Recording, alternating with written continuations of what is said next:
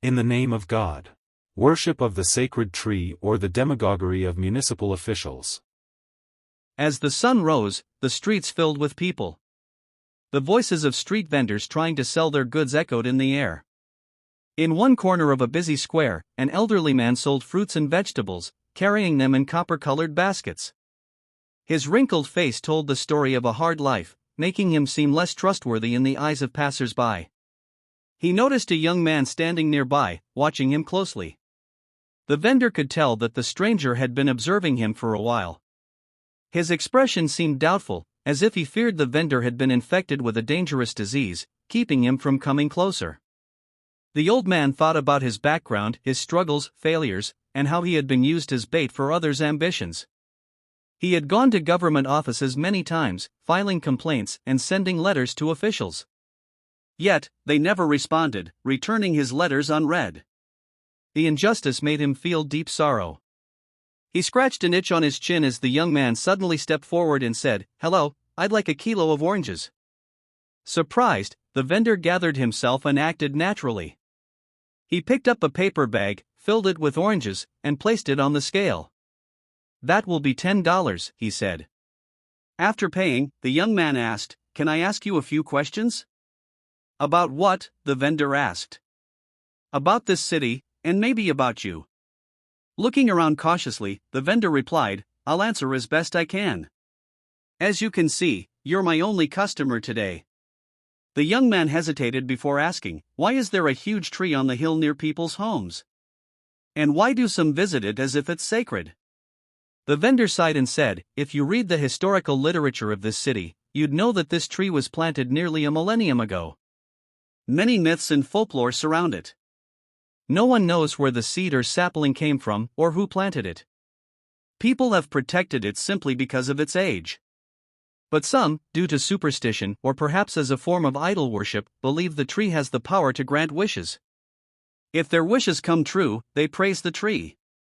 If not, they claim it wasn't meant to be."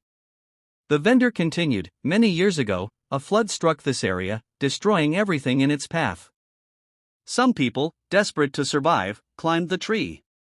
Although the flood was powerful, the tree, with its deep roots in the earth for 1,000 years, remained standing. The mayor, who saved his own life by climbing the tree, later ordered all houses within a 100-meter radius to be demolished, saying they blocked sunlight from reaching it. We protested and demanded fair compensation before allowing the demolition.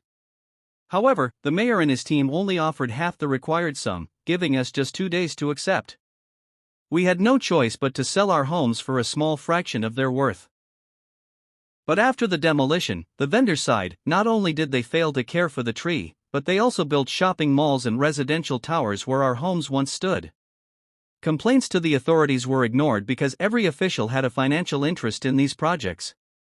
The land, once sacred to locals and superstitious believers, was turned into a money-making business for the authorities. They tricked people by placing marble columns near the tree, promoting the myth that it had divine power while using it to control those who opposed them. The vendor paused before adding, "One day, a young man whose family had lost their home made a shocking discovery. He worked as a bank teller and was processing a loan request for one of these officials. While checking the updated sum of the official's wealth, he was stunned to see that it was far greater than the bank's annual budget. This trustworthy young man revealed the truth to us: the officials had destroyed our lives to build their own fortunes. They became leaders in real estate, pre-selling apartments and making enormous amounts of money. Watching them get richer while we, who had lost everything, suffered, felt like venom running through our veins." The young man listening carefully turned off his hidden recorder. A week later, newspaper headlines in the capital read, "What's happening in the coastal city of the 1,000-year-old tree? Are officials exploiting local superstitions for their own gain?" This scandal exposed a wave of corruption led by the mayor and his officials. As news spread, property values in the mayor's luxury developments collapsed.